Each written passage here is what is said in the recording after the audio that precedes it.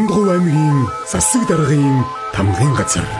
Манай аймаг бол өөрөө засгийн нэгжийн хувьд одоо Монгол улсыг бүрдүүлж байгаа 21 аймгийн нэг нэгж.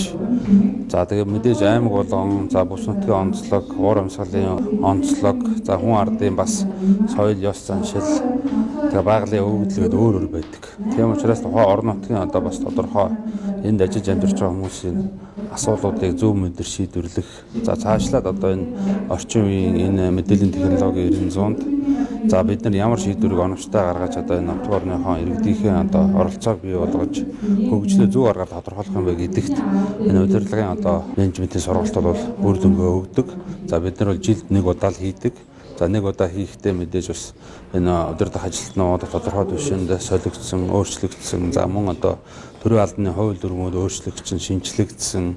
За орон нутгийн бодлого чиглэлд бас сайжирсан. За мөн анхаарах асуудлууд үргэлж үүсчихэд. Энэ бол нийгмийнх нь өөрийнх нь одоо бас хөгжлийн онцлог. Тийм учраас энэ зөвлөгөөнөр энэ зүйлүүдээ бас сайн хэлж ярьж авч авах. За мөн одоо бид цаашлаа бас авах арга хэмжээг илүү их тодорхой болох зорилгоор энэ арга хэмжээг хийдэг. Тэгэхээр бидний зорилго бол энэ орон нутгийн хөгжлийн төлөө за ард иргэд ямар санал бодолтой байна. За нийгмийн амьдралд ямар асуудлууд одоо яг тохон цаг үедээ бас хүндэрч байна. За ямар асуудлууд эерэг өөрчлөлтийг авчирч байна.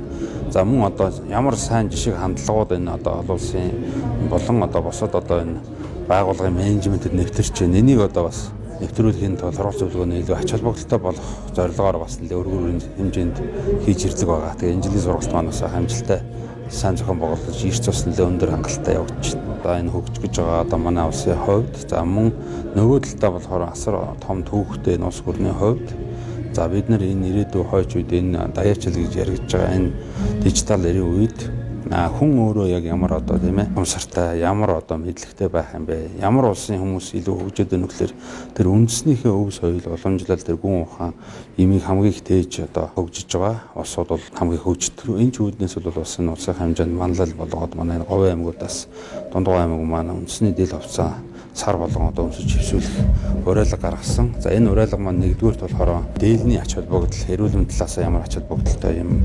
За нөгөө талдаа болохоор нөгөө уламжлалаараа юу бэлэгддэг байсан юм тийм ээ. За одоо ямар одоо бас энэ эв нэгдлийг дээлээр илэрхийлж хүний сэтгэл санааг бас засч болдог юм.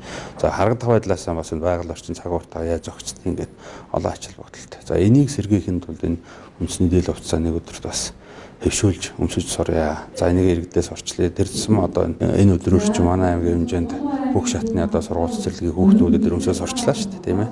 Тэгэхээр эдгээр маань одоо бас энэ соёлыг бол ирээдүйд өв соёлыг тээж байгаа. Энэ тал руу ач холбогдолтой.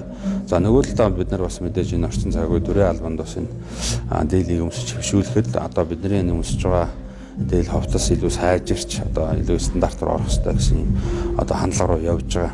Инхийн тулд энэ арга хэмжээг бол сар болгон хийж байна. Бидний агуу түүх бол бас энэ хувцсанд нь очир байж болно. За энэ дээл хувцас өмсөд ингээд сайхан бэлэгдэлтэй ард түмэн тийм ээ.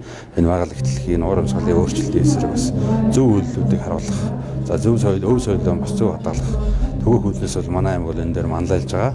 Тэгээ тийм ч учраас бол манай аймаг бол өмнө дуу хоор өв соёлын өлгийн нутаг гэдэг ийм одоо нэрийг бол зүүж явж байгаа учраас өнөөдөр бас энэ өдөр тохиочлаа. Тэгээ манай бүх төрийн албаагчид удирдлагууд маань сайхан одоо дээл хувцастайг энэ харамжаанд орж байгаа нь сайхан бэлэгдэлтэй байна. Дундгов аймгийн засаг даргын тамгын газар.